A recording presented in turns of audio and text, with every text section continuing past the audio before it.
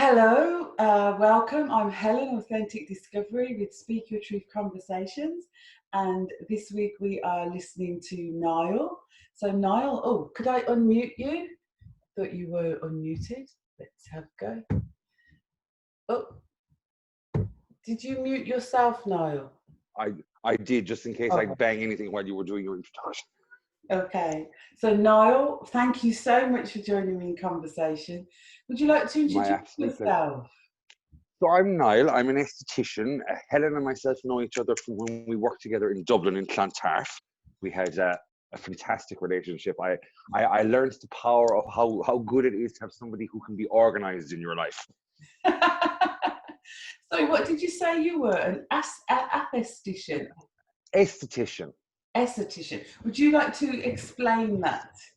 Well, from what that's a good one. That's a good question that caught me off guard. An esthetician, from what I understand of it, there's two meanings to an esthetician. Estheticians are what the States would generally refer to as beauty therapists, or in Europe, we refer to an esthetician as somebody who primarily treats the skin on the face. So they would be working on kind of unwinding signs of age off of the face. Unwinding signs of age. That sounds cool. So it's a nice way of saying, look, we're going to get rid of the bit that's got old already and make it all nice and new again, which doesn't sound the most appealing to people. I prefer the unwinding the signs of age description. Yeah, I do too. So what took you into what took you there? Tell us the story of how you became an esthetician. That's a longer story than you think it is. So in another part of my life, I was working in a nursing home. I started there at the age of 18, and what I did the day I finished school, I started working in this place and loved working there. It was great. I loved working with the residents, whatever else. But I was there for quite some time, and in my time there, in that world, I also started a nursing degree in London. I was still working part-time in said nursing home back in Ireland while I was still living in London full-time. Don't ask me how I was doing that, but I was.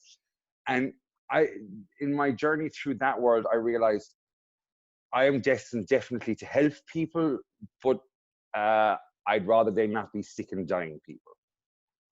Because I worked a lot of nights in my near 10 years in healthcare, and to be honest with you, I spent a lot of time with people who were dying. So it made me really cold to the whole thing. And you know, when you experience something too much, it starts to lose what's actually happening. And you know, I even found myself thinking when people were saying, "Oh, such and such a person died," I'm like, right, okay, yeah, well, sure. What else were we supposed to do in this life? You know, that shouldn't be like that. that. You know, I started to realize that shouldn't be my go-to response. I was starting to get very emotionally cold, not just about life and challenge that just a little. As in, I hear the emotionally cold. But is there not an element of normalization of the cycle of life also? Is that another way of looking at it? Could you say that, or were you becoming cold? No, I was becoming very cold from us. Okay. I mean, yeah, I mean, I happen to think that the Irish have a really healthy relationship with death, their mourning process and things like that. I think it's very healthy. We do well. We do and we don't, because I remember we had a lady actually into the nursing home to us, a grief counsellor, and something she said to the staff, she said, you know, there are going to be residents that you won't be able to move on from. You'll get a little stuck with that person's passing away. And she kind of made a point to us that something I still remember to this day is just, she said, you can't go around grief. You have to go through it. Oh yeah, absolutely. Have to go through it. You can't go around it. You have to go through it. So, and maybe we are actually good as a nation. We kind of, if nothing else, we kind of kick into gear pretty quickly, get this process started, so that at least nothing else, you can start to make sense of us as time starts to move on. Because I when I first came to Ireland and engaged with, you know, I remember being said, you might miss a wedding, but you'll never miss a funeral. And like, yes, you know, within 3 days, people are usually, unless there's something untoward, you have the removal, and then you have the wake in the house. It's the first time actually that I actually saw dead bodies. So you have the wake in the house, then you have the removal to the church, then you have the funeral, and then you have a month's mime mass. Now that's not something Yes. I was ever aware of. So for me, and the amount of people at the funeral, and the removal, sharing the grief, that shared grief, and then the funeral with the joy and the laughter of remembering the life. I mean, the grief, there'll be people grieving, and what we perceive to be grieving, which is the crying and the, you know, and I'd say, I don't know whether culturally you used to have wailers. I think you did. You used to have many I years think ago. I The grief think I was, think so. I mean, there are still countries in the world. I know in Romania it's a traditional yeah. thing for people to wail at funerals. Um, Yeah. it is. It I is. just found that process, because from the UK, you go, it's very central, there's no community to it, it's very like just the people that it is, Yeah. and you can't laugh, and you know, and I just remember finding that quite, you know, maybe because I'm a laugher anyway, and I'm a nervous laugher. Well, I used to be a nervous laugher, maybe not so much as I've got older. I'm So with you on that one. I'm a nervous giggler. I start giggling when I'm uncomfortable, or I could cry if I'm frustrated.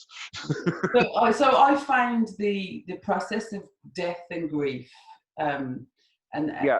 in Ireland, So quite. That's why I thought it was healthy. So that's why I wondered whether you normalised it. So, but you can't avoid the grief. But it was more the culture around death, which I think aided the grieving process, because the family then in the month, usually that month minds mass is the just family and very close friends. It's not such a community thing, and it's it, also given people chance it, to. you know, that's it. I don't know, Helen. I found that a 50-50 on any of the month minds I've ever gone to have been either very quiet and intimately amongst the family, or they're huge affairs. I mean, they're Oh nearly right, as big as, okay. I'm or just, they're sometimes nearly as big as the funeral, which I find is amazing. It's, I suppose it's people kind of showing that they haven't kind of forgotten the person that since they've passed on. I suppose maybe is that why they do it. I don't know. I don't really get that tradition. oh right, okay. I find that quite, even though I've never heard of it before, I thought, oh, that's like you've allowed that family that month to come to start to begin, you know, the process of grief has started. Because I mean, in the UK, unfortunately, a friend of mine and her daughter died in the Caribbean, and it was like, it took months to actually get her body back, and get her, you know, which was just horrendous. And in the UK, you can be waiting like 6 weeks or Uh huh. something Uh before. huh. But that's a very long It's time for you to begin to be able to start your. Whereas, you know, yes. yeah, I used to question how Considering, fast it I was. suppose. I suppose considering I suppose it is harder to do the grieving process, considering you do know you eventually have to go through the process of a funeral and have to share what grief you have or may have already processed through with, or, you know, people that would make, I don't know, I suppose maybe I'm putting the Irish couple of days expectation on what could be a couple of weeks, because that must have its own way of normalizing to be okay for people as well. Otherwise, that would have changed, surely. Well, I don't know. Things there's things, especially now, there's things happening in the world where Mm. people don't And want, but we all seem to be accepting. But we won't go there just yet. I oh took you no, no, out of your you're fine. story anyway. You're fine.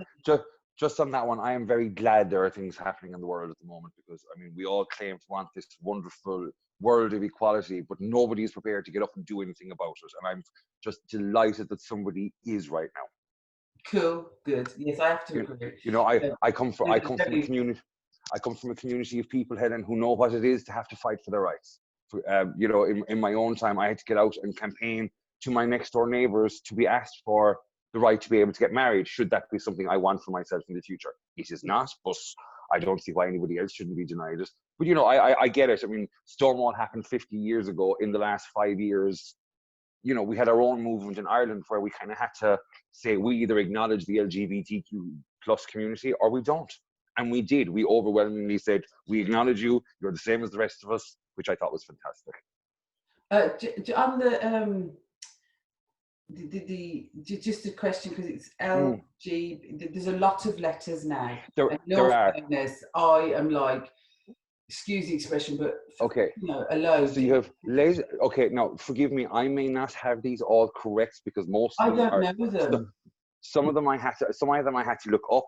Some of them I was just putting words on them, and one or two I happened to get right. So But to the they best of my tend to be now, just. They tend to be just yeah, things. it's LGBTQ LMNOP. I mean, it's the whole. I actually think there are now more letters onto the end of that than there are letters in the alphabet, because there are that many subdivisions of people who identify as one specific type of This is sexuality. where I'm kind of coming out of the question that No, you're fine, you're asking it, but this is where I suppose I'm aware that there's a generational thing. I mean, even though I consider myself young and whatever, I know that I'm at that end of my life.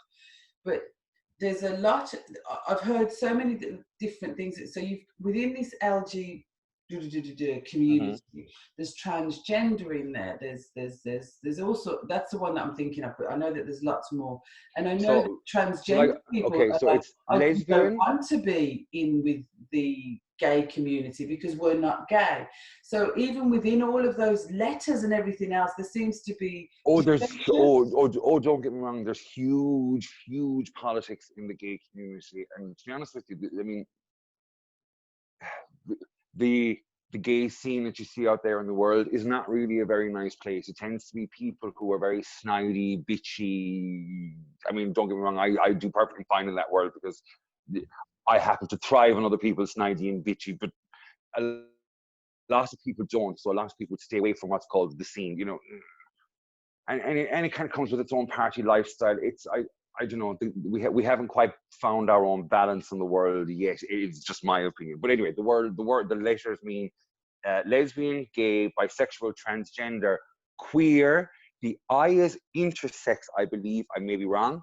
And to the best of my knowledge, the A represents people who consider themselves to be asexual.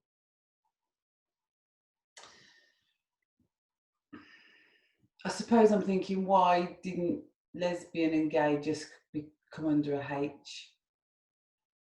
Yeah, I can. Well, I suppose to acknowledge the different genders, Helen, because it's a gay experience for a man and a gay experience for a woman can be a very, very different thing in this world. Well, in all fairness, an experience for a man and an experience for a woman in heterosexuality is a very different experience. I Anyway, mean, I mean, I don't think we're just going. because I want to touch off a little bit of what's happening in the world at the moment, because it's a conversation I have had with friends, because it's something I didn't understand, and it was a painful conversation to have, but I didn't understand that for friends of mine who identify as lesbian, for them, they consider, who are black, I should also mention as well, who are black, they've said in their world, coming from the black world into the gay world, they said it was just, you know, to be feel from being so rejected to being so accepted. It was polarity. So that's as a black homosexual. This is a black lesbian now specifically. It seems for some reason, they didn't understand. They didn't have a reason as to why, nor do I have a reason as to why. But what they said was that it's much more acceptable to be black and a gay man, but not to be black and a lesbian. For some reason, that's way down the run of the ladder of who you could be in this world as a person. I have no idea. I mean, obviously, I I'm a don't woman, either. and I'm part of. I mean, if I want to put the labels on me, I'm a woman. I'm in the black community, and I don't only know one. But I mean, the black lesbian that I knew. I mean, I met her 40 years ago, and she would be my friend from 40 years, and I never heard her have an issue actually. But that was 40 years ago, so now she'd be. See, we were dealing with a very different world in what would have been the early 80s at that stage. Yes, we would have been going into. Oh, you know, that was. I mean, don't get me wrong, an awful lot hasn't changed since then, but for some reason we seem to have gotten much more sensitive about things and way less way less. For some reason, we all want this change, but no one seems to want to be prepared to put anything on the line for us, which I think is an awful pity. And I mean, and I say that, but I say that, Helen, from my perspective. There was something I watched, a fantastic speech of what's going on in New York between or it's a dialogue between two drag queens, Bob the drag queen and Peppermint. And they were basically saying that, you know, they were so surprised that there are no drag queens kind of out there leading at the forefront of the movement, considering that at every other point in history where you look at where big moments came, the people standing there right on the very front line of it were drag queens. All right.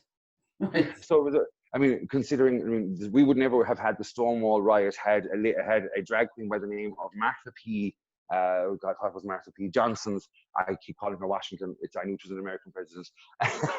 Martha P. Johnson, after the third night of the bars in the Stonewall Inn having been raided by the police, Martha came outside with her shot glass and just said, "Fuck this! I have had enough." Caught her shot glass and fucked it at the line of police, and all hell broke loose. And for 5 days, the gay community rioted in New York day and night. There was no stopping them. I've never heard of that.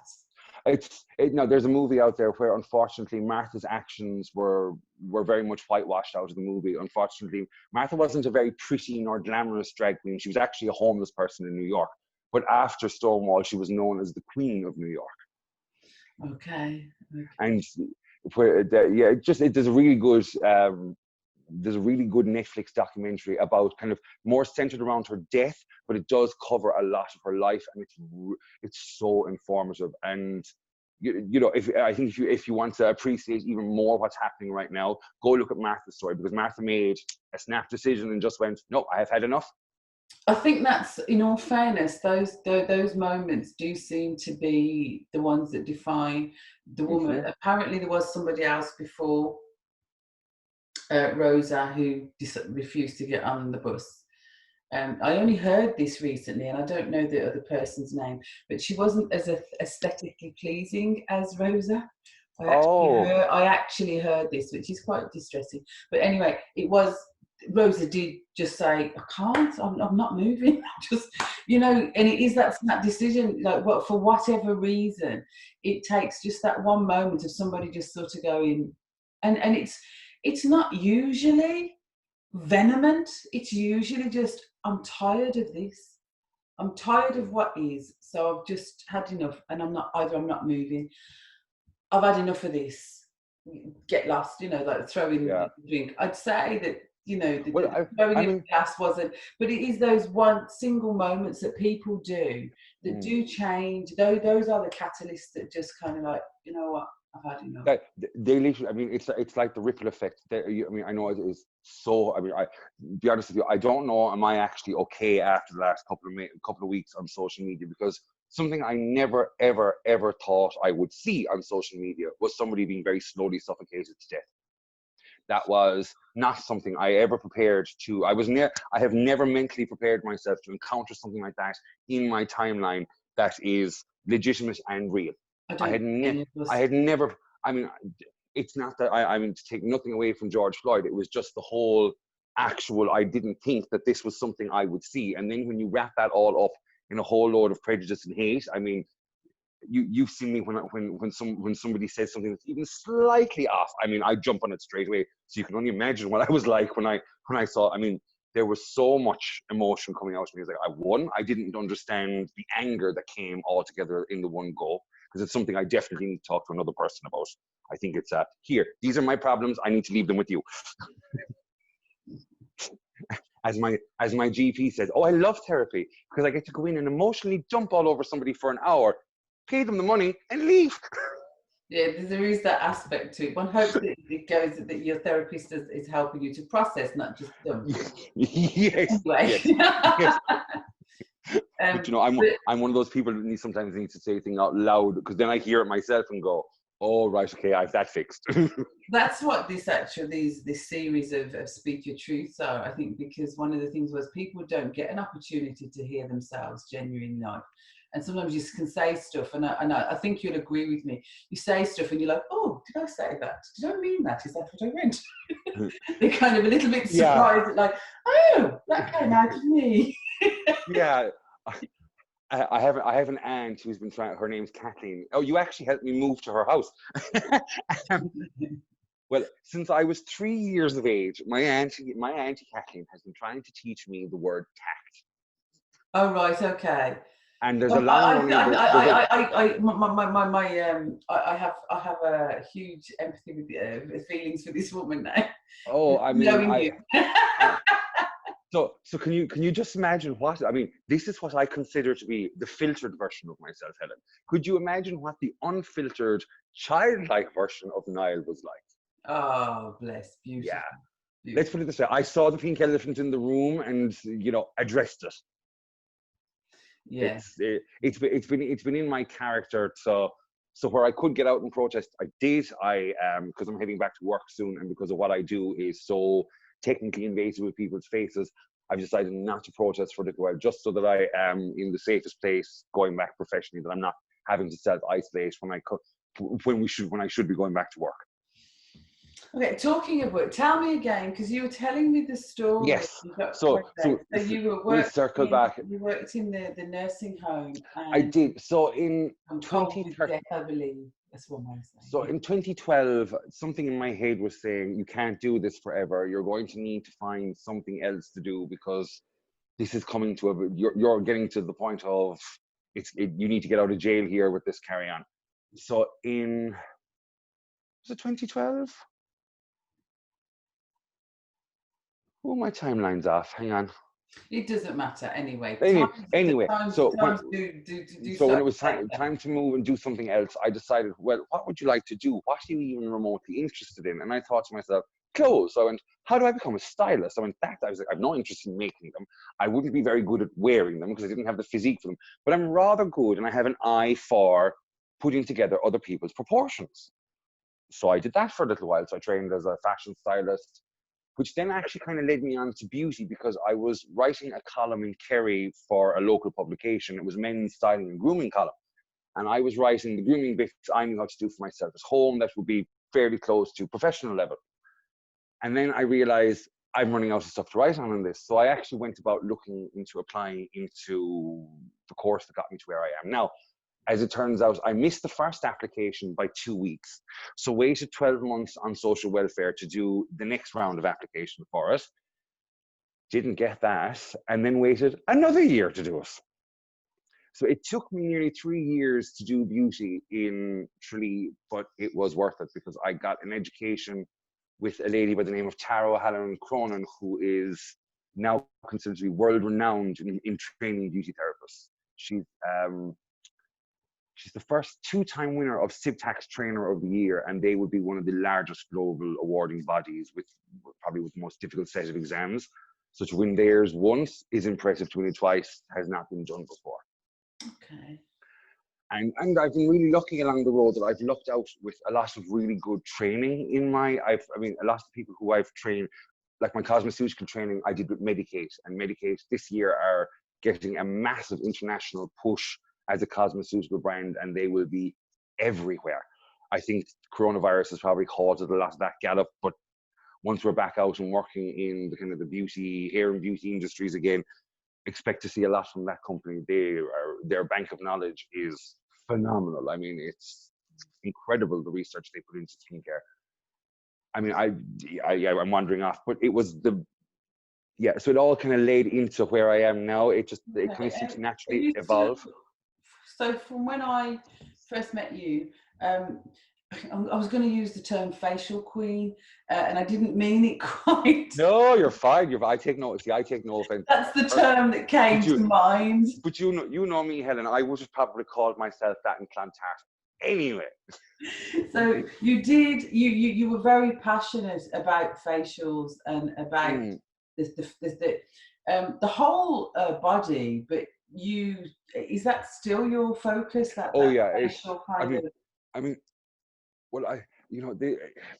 It's from a really vain aspect that I want to be good at skincare, simply for the fact that I want the outside of me to reflect the inside of me for as long as I possibly can. And you are young at heart. Oh, in my head, Helen, I'm stuck at 16. There is no real evolution of self since then, and I'm quite happy with that, because there is a lot of evolution of self. It's the spirit that's still 16. I don't know. I mean, it was something I remember my father saying to me. He was like, the older you get, he said, the more conservative you will get. And actually, I think the older I've gotten, the more liberal I'm getting.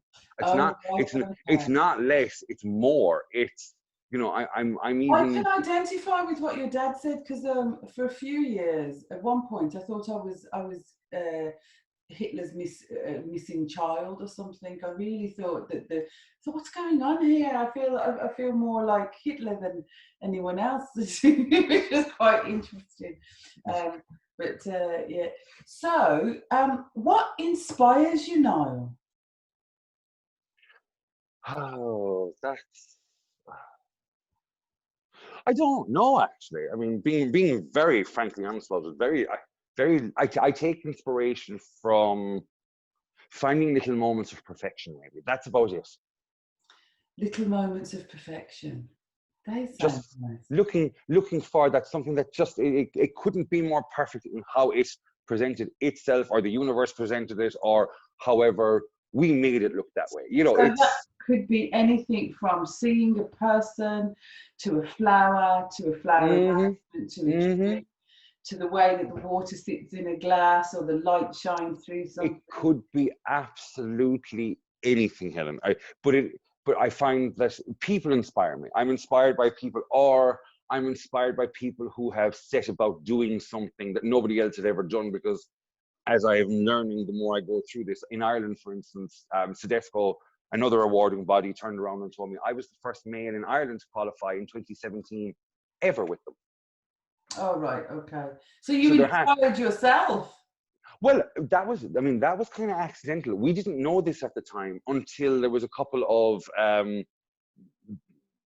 they made a couple of mistakes in regard to what they put up on some social media. And one of my classmates actually jumped in and went, but we sat our exam, they actually identified somebody else as the first man in the country to have it. And one of my classmates jumped on and said something before I ever knew about it and went, but we had a male student in our class on this date who achieved his qualifications. And then there was a whole mess with the whole thing. But they actually rang me and said, you were the first one. They said, we actually said, isn't it gas? She said, we've had no one. She said, for nearly 60 years. She said, then we have 4 in the 1 year, which So is amazing. So these, a lot of people have been locked down for well, the world, Mm. if you have been locked down for the last 3 or 6 months. So anything that you had planned or had hoped is perhaps not happening. So what are your plans for the next 3 to 6 months? Have you anything going on? Well, then I had just before lockdown started, I had changed jobs to an aesthetic clinic in South London, which I'm really excited to get back to. So I have I was only in the job a month, so I have actually 2 more months of my probation to do with them. So that will be my first priority, kind of getting back to work and getting into the routine of that again, and making sure that I pass probation. And Okay. then from there, I think actually one of the things I want to start doing now is writing down a business plan. I actually have an idea in my head that I'm just jotting. I have a little notebook that I keep. I jot little bits as more ideas come to me. But I want to start my own skincare clinic, but not on the small scale, one location. I want to do this to take over the world, Okay. because I would like to be able to start a chain of clinics. Because one of the things I have noticed is the industry I work in only seems to do well with more mystery and more intrigue and more kind of, the holy grail secrecy bullshit that I can't stand. Okay. Whereas Whereas I'm very matter of fact about these things. So it's like, okay, this is this problem, this is how we fix it. This is this problem, this is how we fix it. So one of the things I've actually been working on in lockdown is I think I've now been able to develop what I can guarantee nearly across the board as a universal skincare routine that Okay. will that will work for every age, every ethnicity, and every age type. Okay. Because when it comes down to it, skin is skin. Yes. Male skin is male skin, female skin is female skin. The only reason I bring that up as a difference is it's because of how the layers of our skin construct themselves, if that makes sense. Mhm. So in men's skin, we have what you can describe as like our gradient is like this. It's like noughts and crosses. So when we're pushing in active ingredients, it's actually quite easy to get active ingredients through my skin. Whereas your skin is more like a woven effect, so it's interlocked. This was so it means that that little bit more difficult to get an active ingredient through that gradient part of the gradient of the skin. So you'd find that you'd get more, actually, amazingly enough, men will get better results out of women's skincare than most women will. It's just because, unfortunately, the way our skin is. I didn't realise that. But you see, our skin would age very, very differently. For instance, female skin will is kind of maintained with estrogen up to menopause, and then there is a drastic aging effect in the skin. Whereas yes, I'm in that stage. I'm learning that. Yeah, it's not really very nice, because and I've had quite a few clients who come in going, I really don't like this, that my face just kind of, everything I thought was going to happen to me in my 40s didn't, and now it's attacking me like like it's trying to kill me. I'm like, okay, right, well, there's plenty we can do. So I've figured out that actually you're probably better off to get a little bit of maintenance started before that. But anyway, that's a whole different kettle of fish. I have to talk to you privately about this. I know we have had conversation. I know you were horrified at my regime when you first met. Well, Helen, you were using water and coconut oil. That was it. Yes. And I think it's looking still quite good, because I've kind of reverted a little bit. I did use the oil she gave me. Let me just point out something. You have incredible genetics. Genetics I am very, very jealous of, because your skin's naturally going to be that little bit, no, not a little bit, probably a good bit more oilier than mine, but oily skin preserves fantastically, because you don't really see the dehydration which causes the lines and wrinkles. That's not your bag of problems. That's my bag of problems, but not yours. My go-to. Exactly.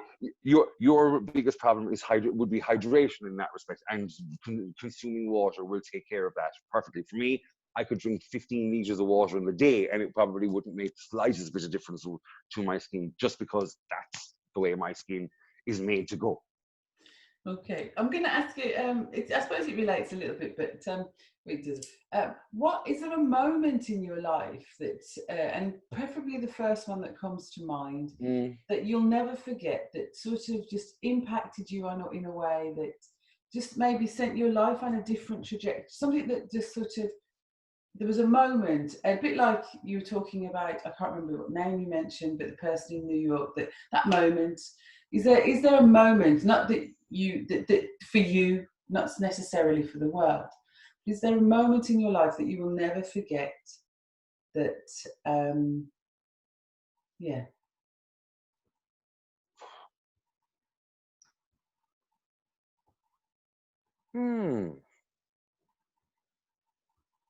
There's probably more than one. No, actually, there is something. I realized my greatest weapon and my greatest downfall came in probably the first time I was really, really pissed off and dismantled somebody with just my tongue. Okay. That was probably one of those moments. I realized it's a talent and a power that I have, but it's also a massive second responsibility, because because you know me, Helen, my energy is quite scattered and a little bit chaotic, and it's the environment I thrive best in. I like a little bit of disaster is a good thing. Not total. But yeah, I suppose I realized when I channel my fire, and I think the first time I realized I focused my fire, the other person just there was no coming back to it. There was, I was. Right. But I've learned to be much more diplomatic with it, because in the beginning, when I really had to, when you did that, was it? It was. I suppose it was part of. Did you think it was too much, or what happened? We see. I suppose it was. Yeah. Okay. Right. Let's go back and let's go a little deeper underneath it. So I suppose the first time I realized this was probably around 13 or 14. I was in school, and I was I stood out from the crowd. I was the campus child you ever did meet in your life. I wore out the copy of Hello Dolly in the local video rental store when I was 6. I really didn't care. I was the boy who played with Barbies and didn't give a fuck what anyone else thought. I love my divas. As the song says, I am what I am. And I didn't understand that and who I was at such a young age. I think everyone else around me did, and no one ever had the conversation with me. I would have really appreciated that as a conversation. But come secondary school, I had to kind of, there were, it made me a bit tougher. Well, it had to, but it was then when I realized that, because I was a bit bigger than some of the other kids, and one or two started fights, and they got a clatter, and that was it. They didn't come back again. But a few of one Scott, I can remember him specifically, and he was the one that I dismantled because I can, and I can really remember exactly what I said to him. How many years later? 20 years later, I can remember nearly word for word what I said. That was a moment then. Oh yeah, it was definitely a moment. But he turned around and left in tears. Like, I was having none of it. For him trying to be vicious and nasty, I turned and focused all. It was probably one of the first times I'd ever focused all of this, and I suppose there was so much emotion wrapped up in the fire that I just let it go. So it wasn't all really for him, but he got the whole brunt. Oh, he got the full entirety of it, and in maybe 3 sentences, the poor you know, this is awful, but he never really made eye contact with me again after that. So what did you learn about yourself, or what did you learn and gain from that? Did you use that tool willy-nilly then, or did you No, it's what I, you know, yeah, you know, I for a long time I didn't use it at all. I wouldn't stand up for myself. I wouldn't stand up for anyone else. And did it frighten you a little? oh, terrified me. I mean, I didn't really understand it, what it was, until I was maybe 18, 19. And then I used it all wrong. So I was using it badly. And then I put that in a box and didn't let it out again for a couple of years. And in the process of doing that, oh God, I drank a lot. I gained an almighty amount of weight, and I took a lot of drugs. To be very honest, it was not the healthiest point of my life. But when I left that baggage, and there was a person kind of heavily attached to that baggage, when they were out of my life, the fire came back, and it's been firing ever since. So it's yeah, and I use my. You embrace that now. You're embracing that, and you're yeah, able you know, anymore. I've come to that realization that, you know, it takes it takes more out of me not to do something. If I see something that just shouldn't be happening in the fucking world, I have, you know, it will kill me to walk away and not. That, I mean, my mother will tell you this. She's like, it's always been the things you didn't do that drove you nuts, not the things you did. Yes, I think that's true for a lot of people, actually. You know, and one of the things I don't know, is it from my own experience or just from having always had a bit of a social conscience anyway, and not really being aware that I had a social conscience, but just was socially conscious of the whole thing. I don't know, but what's happening at the moment resonates a lot with me. And something like I was saying, we were talking the other day, and something I was saying that at the first protest in Trafalgar Square, we're talking today, week ago. Was it a week ago? No, sorry, 2 weeks ago today. Yesterday. So, oh God, Helen, I don't know where I am. What day of the week? None of us know time now. So don't. Hang on. Let's check this. Okay, so sometime just in the recent past. So it would have been it would whenever. It was either a week ago or 2 weeks ago. I'm not sure. Jesus, I'm that desperate. The days are blending into one. God, I'm after losing my point now altogether. Where were we? You're talking about your social conscience and. Sorry. Yeah, the social conscience. So, like, something I've said to my parents for years and years is, I have enough fire in me for 10 people, so I'm going to use it. And you know, and they would also say, they would always have been the people who would have said to me, you know, this isn't your problem, don't take it on. But you see, but then I would work under the better thinking of, not my problem right now, but if it does become my problem, I want to know exactly how to fucking deal with it. So while I can, and it's much easier to do it. Yeah, you know, it's there is that saying when they came for yes, yeah, that's for this, I never did that. When they came for that, I never did that. When they came for that, and then when they came for me, there was no one left to help me, because I never helped anybody else. Yeah, that was a quote from Germany in World War II. Yeah. It's actually, I'm seeing it a lot on Twitter at the moment as kind of. But I think that's one of the things that people that people say do have that. It's nothing to do with me. And the nanny state and the way that we've been programmed and everything is very much. Well, I mean, well, I mean, Don't get involved in things that have that don't concern you, and that it's all part of that divide and conquer. you see, now I'm a big picture thinker. I do not get lost in small detail. I will always stand back and look at the overview first. That's where I will go before I go in and go after a nitpicking detail. Is the whole thing, does it look right from start to finish, as we look at it as an encompassing 180 model? And as the way I look at our encompassing model of society, I would have to say resoundingly, no, it doesn't work. This is my why it doesn't work. To me, this is what I see, and in keeping it very simple, that in that sphere, only 5% are allowed in.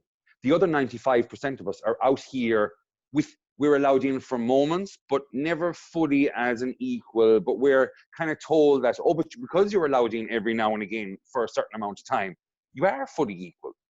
It's like, well, unless we're all... I think one of the words that you're using there absolutely encapsulates the inequality. And that is when we are allowed, we were allowed our rights, we were allowed, somebody gave, that we had to fight for our rights. No, but whereas the reality is... That's coming, you're touching on to right what I'm about to say next, because the other 95% of us outside, when we take away our individual divides and we actually look at why we're not allowed on the inside, you start to notice that race is stacked up against gender, it's stacked up against sexuality, it's stacked up again, all of these things are starting to, well, they're not starting to, they have always been pitted against each other. It's a bit like the retaliation you see at the moment, this crap of the, oh, well, I'm choosing that, if Black Lives Matter, all lives matter. It's like, no, that's absolutely stupid. It's like saying that because one house on the road here that I live on is on fire, that the fire brigade should come along and hose down every house up and down the road, even though one is on fire. I mean, it's like, that is, again, divide the issue, split us apart. Because the more we come together, the 5% realizes that the 95% is so much stronger, because if we decide to take that sphere for ourselves, they may not be allowed back in at all. Out of that 95%, there are I don't want to tire them, but within that percentage, there is a large percentage of the larger group that are completely and utterly. I don't see any word I use doesn't sound positive, and I can't. They are doing the bidding of the 5%. Yeah, and they are keeping the divisions. They are choosing to believe that what the 5% benefits. I mean, they are also just to put this into socioeconomic terms as well. I mean, let's take the rest out of us. Something that I was, I can't remember who it was, but she spoke so well, and an alarm bell went ringing in my head. One of these moments that you kind of go, oh my God, that's exactly what I've been thinking. I've just never put it into that straight of a sentence before. Say something, and it's like, what I was on about.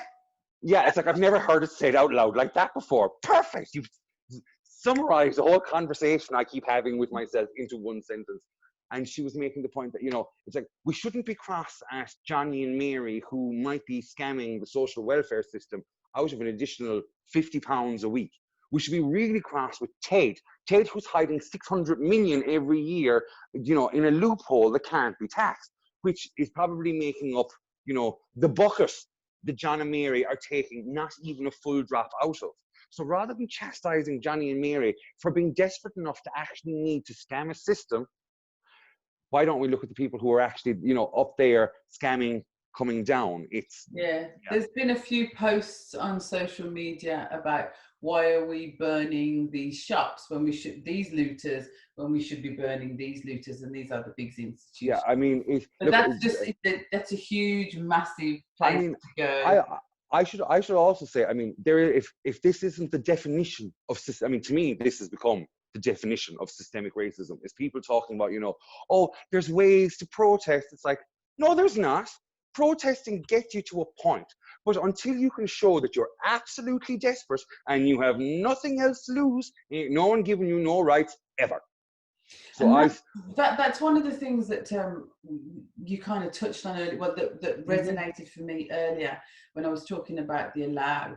And, you know, we have to get to a certain point. Like, number one, you know, we've got to, people still want us to wait for equality. That's a whole different thing. But the thing that we have been brainwashed into believing that we have to ask for our rights. No, you don't have to ask for your right. No one is to allow you. You are a human sovereign being on this planet. You don't have to ask another human for your right to equality, to this, to this. That's where they have us. They have us now fighting for things that are already ours. That I do not have to fight to have a this. And they've, the way that it has gone historically, and they have us believing that the only way to create something new is by doing what was done in the past. Unless we want to create what's already here. Because that's what's going to happen. It just perpetuates the system that's already in place. Yeah. It's about each individual reclaiming their sovereignty and taking back their power and saying, actually, no, I don't have to ask you squat. It's not yours to give. It's mine already. Exactly. I mean, this the more I look at this and the more I read up about this, it seems to come from a lot of the Elizabethan structure of society in kind of, we'll say, late 15th, going to the early 16th century. I'm not sure where. I think it might go back further than that. Because Romans and things and but I mean, the systems in place that are a little older than that. I mean, the seat of democracy, although democracy is an illusion. Tell me, was King James before or after Elizabeth? Because I'm afraid I don't know enough about the. You're on about the Bible, the translation of the Bible. Yes, because I mean, that is, to the best of my knowledge, is the biggest rewrite of the Bible. Yes. But it was also what we can call the rewrite of society, because from everything I've been reading about that, and it's something actually the other aunt who helped me move from one to the other in Dublin with, she actually had a book kind of talking about what was society prior to this Puritan, ultra conservative world that we're still 600 years later trying to shake the shackles off of. You know, I mean, it's where, let's not talk about what has really gone on this planet of ours for 600 years. We could keep talking for quite some time. I know that the next time that we join together, we will. So my final question for you, and it does look like you're enjoying a good glass of gin there. It's just flavoured water, I'm afraid. Yeah, I believe you know. My final question to you is, what truth would you like to share? Oh, well, no, the truth I would like to share is that I think the universe is made up of duality. Okay, because when you take everything down to its most minute form, we are made up of matter and antimatter. The entire universe is made up of matter and antimatter, ones and zeros. And I think that our souls exist somewhere in between the one and the zero. That is what we have our perception of heaven to be. Whatever this great afterlife that I choose to believe out there, because, you know, my religious standpoint is I have never seen God. I don't know who God is, but I can see the universe. I can see it's tangibly there. I can see at night that there are stars in the sky. You know, that tells me there are potentially millions of other worlds out there. Fingers crossed, because it would be really sad to think that we were in this notion of life all by our very selves. You know? So I choose to believe that because I mean, even our own world around us, everything is yin, so when you yang, say duality, even with it, when you say within duality, you've put, there's things within that duality. There's more within even that duality. There is more in there. I mean, I don't know if you've ever read the Hermetic Principles. No. I can't say his first name, Hermetic. Anyway, Hermes. But there's the Kabbalion is one of the books, and it talks about the different things and then the positives and the negatives and where it's one. Anyway, that's a whole different kabbalah. and my last bit for you, Helen. The other truth I take from the world, I take from Judge Judy. Well, it's kind of a little bit. It's a slight little flip on something she says, because her thing is, if it doesn't make sense, it's probably not. If it does, it's probably not true. Whereas to me, I use that if it makes sense, it's probably true. But I have to sit and actually think about it first. That's not a snap decision thing. It's does this sound logical? Because if it doesn't sound logical anymore, I just won't entertain it. So can I ask on that? If it sounds, are you a person that is cerebral, or because I think that the sovereignty that I was talking about, the power of the self, is about connecting with the self and the head, but not just head wise and what you're hearing, but head, heart and gut, the whole of you. Does what is being fed to me resonate as a truth for all of me? Yes. My head can be so manipulated. Oh, Helen, I've told you this before. If all else fails, I trust my gut. My gut is always right. I hate to say it, and my gut is very good at reading people. Like, I could be stood in a room of 90 people, and my gut will tell me which one is the psychopath. He's over there. He's in the corner. She's over there. She's in the corner. Whoever it is, and they're going to gravitate to you. It's like there's a fucking signal at the top of my head that says, all disasters this way, please. I mean, they just gravitate towards me. Oh. And as a friend of mine, Tim rang me a couple of months ago because somebody I had said, mark my words. Tim hates me to say that. He's like, when you say mark my words, he said, I have to cut that person out of my life now. He said, because you are right. You have actually never been wrong when you said this. He goes, everyone, he said, you have always said, mark my words about, he goes, have turned out to be some sort of like either massive gangster, sexual predator, or just a general fucking arsehole who's handy with his fists. And on that note, I will say thank you, Niall, for joining me in conversation.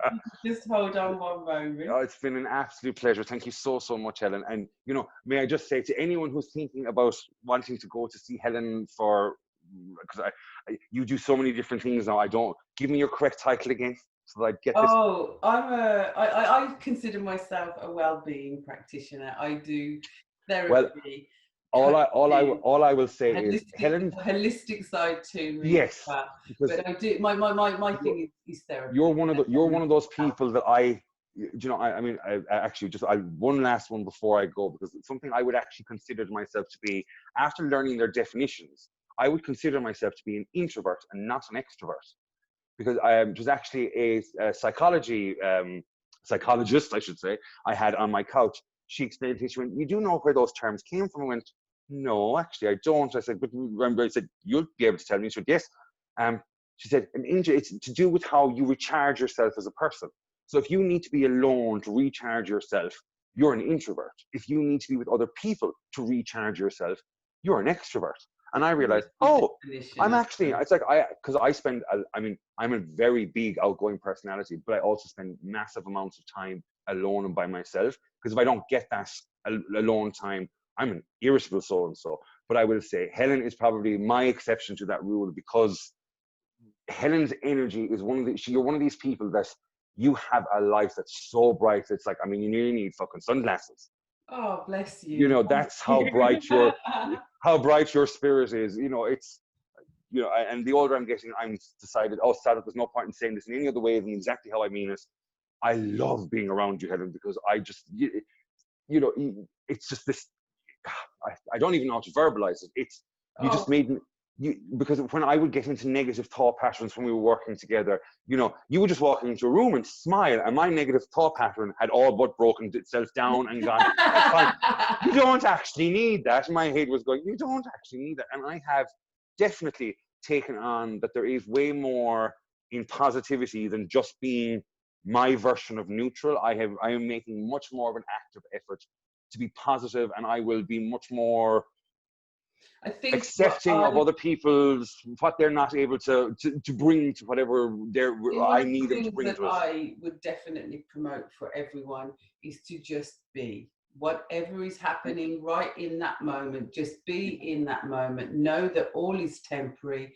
It will pass. This too will pass. And whatever it is, and gratitude, which is a positive thing, absolutely. But I am going to now say thank you, Niall. So And thank you, hold on one second. because I need to go to TK Maxx because it's open for the first time in 3 months. Okay. Thank you to everybody for joining myself and Niall in conversation.